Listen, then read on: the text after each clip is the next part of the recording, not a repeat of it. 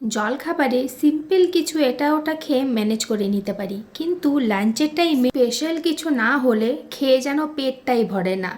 আজকে তো লাঞ্চটা স্পেশাল হবেই, কেননা আজকে লাঞ্চে আছে ভাত, বেগনি, মুসুরির ডাল, একদম শুকনো লঙ্কা জিরে ফোড়ন দিয়ে, তার সঙ্গে কাঁচা লঙ্কা বাটা দিয়ে করেছিলাম চিকেন কারি। আমরা শুকনো লঙ্কা খুব কমই ইউজ করি সব রকম তরকারিতে, চিকেনটাও কাঁচা লঙ্কা বাটা দিয়ে খেতে খুবই বেশি ভালো লাগে।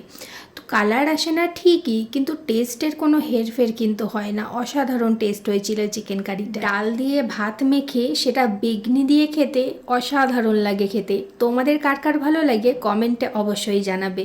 তো প্রথমেই ডাল দিয়ে ভাত মাখিয়ে একটু বেগনি ভেঙে নিয়ে সেটা নিয়েই এক গ্রাস মুখে পুরে নিলাম। তারপরে ডাল ভাত বেগনি খাওয়া হয়ে গেলে কাঁচা লঙ্কা দিয়ে যে চিকেন কারিটা বানিয়েছিলাম সেটা দিয়ে এবার খাবার পালা। মাটনের থেকে চিকেন আমার সবসময় বেশি ভালো লাগে, আর চিকেনের মেটে খেতে তো আমার ভীষণই ভালো লাগে। তোমাদের কোনটা বেশি পছন্দ, চিকেন নাকি মাটন? মাংসে আলু দেবো না এটা কখনো হতেই পারে না, আলু ছাড়া মাংস যেন আমার একদমই ভালো লাগে না খেতে। ভাতটা ঝোল একটু লঙ্কা ডলে মাখিয়ে তার সঙ্গে আলু মাখিয়ে চিকেন দিয়ে খাওয়ার মজাটাই কিন্তু আলাদা, তাই না?